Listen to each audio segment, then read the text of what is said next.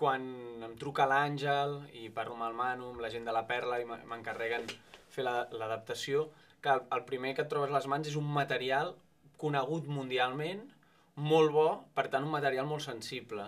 No hem traït res, no hem posat personatges nous, no hem canviat l'estructura de l'obra, al contrari, manté l'estructura, el que passa és que l'hem adaptat.